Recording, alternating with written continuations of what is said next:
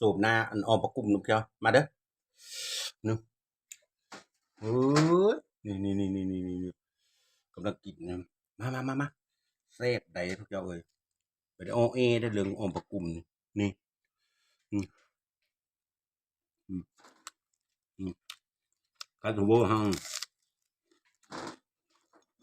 ก็มาขึ้นห้องอืมมา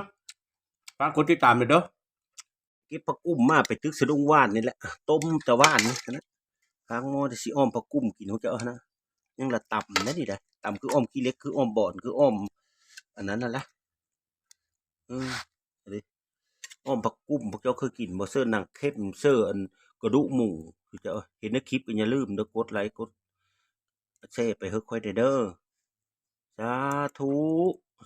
ตอนนี้กำลังตำข้าวเบอร์เดี๋ยวจะค่อยจะอ้อมผักกุ้ม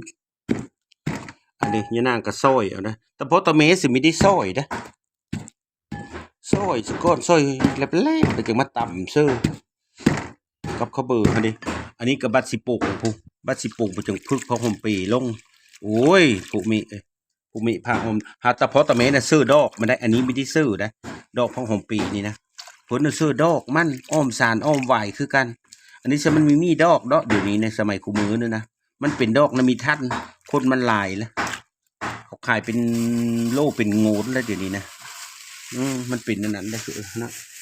ต่ำมันนะอยู่งอนเลิกแล้วนะพอหอมปีนั่งน้ำกับงามแต่เท่เดี๋ยวโอ้ยมันสับคอยยักษ์ห้างนุ๊กป้ากูต้องสวยนะพอหอมปีนะไม่ได้ซื้อมาได้ซื้อตอนนี้กับพ่อปัจจิปุ่งต่ำอันนี้มันเละในยานางนะติดตามทั้งคลิปคนเดียวสุดเจ้าคนได้เฮ็ดอยู่เฮ็ดกินอ้อมปะกุ้มพออีทุ่มมันกำลังต้มอันนี้ต้มถ้าต้มแล้วตะวันเนี่ยมันชั้นจืดคักมันก็ขมคือเดียวได้ผักกุ้มก็คือผักขี้เล็กขมคนละแนวนะขี้เล็กขมนิดนึงผักกุ้มขมนิดนึงขมคนละแบบนะครับจะว่าติดตามด้วยนะพวกเจ้าเด้อผักกุ้มตำเชื่อกับข้าวเบอร์นั่นแหละกำลัง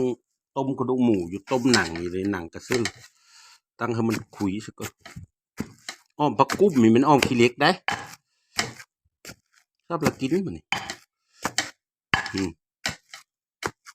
ข้าวเบอร์เนี่ยนั่งต้มผักกุ้มจืดแล้วก็เอามาแล้วก็ปั้นแล้วก็มาต่ำเชื่อมนาเดียวนี่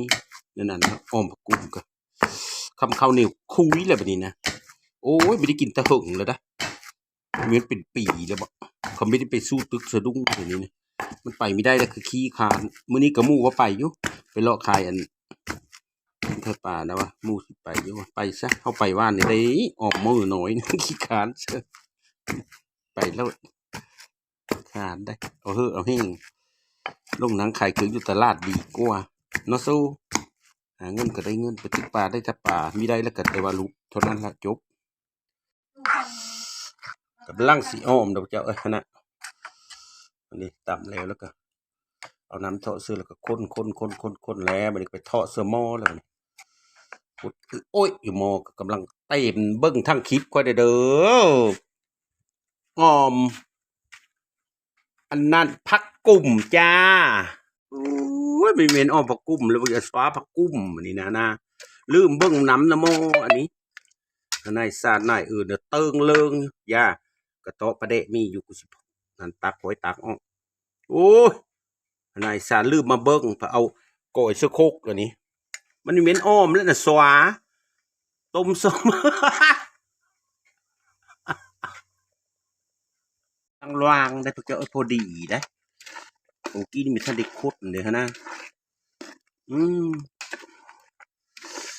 ประเดะผงชูรสพิเลเซอร์มัดได้ซื้อตอนโคหมูนะมันจืดยานางแล้วก็มันจืดยานางแล้วก็ซีเบิ้งมันพอดีจะมาตื้มไหมประเดะปลาหลวกันนี่ปลาประเดะมีได้โอ้ตะกี้นะอ้อมปะกุ่มนะพ่อแม่อันอ้อมเสือโมดิน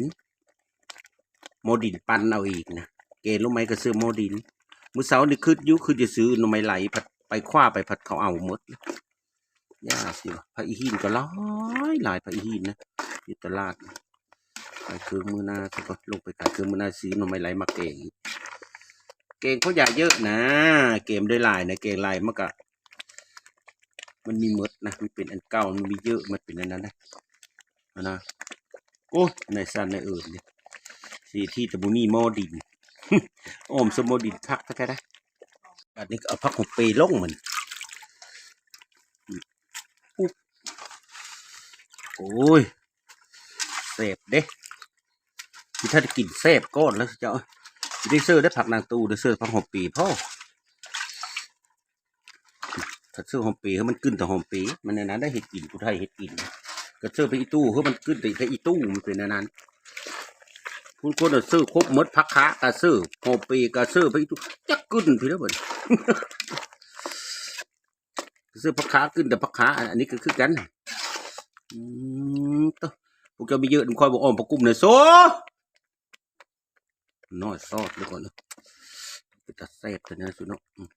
ดูขี้มันก่อนคักเด้คักเด้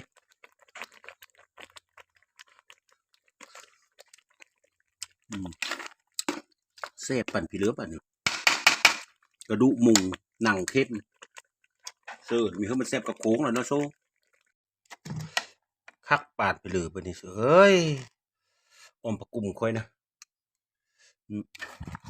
ที่แท้มันก็เขียวอยู่มันกองมันมีเขียวซื่อกระดูกหมูหนังเข้มเนี่ยนะคักปาดเถอะมาเด้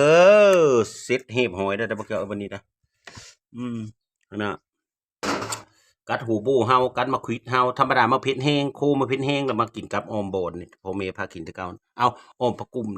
เว้ากับบีทึมีทำพักก็จะกลับก็กลับมีจะกลับแล้วก็ย่านะหูกระเทียมหูปักโบ้เราเจ้ามาเมย์บัดนี้ลงมือเลยได้ยอดน้ำค่อยเมย์มาเมย์ออมผักกุ่มเพราะอีทุ่มมันซอบส้มผักซีนน่ะเมย์อีเพนมากนั่นได้สิเจ้ามาเด้อกินได้บัดนี้ได้ไม่ได้โซนิ่งมันปากกาเจมันสั่งตัดผม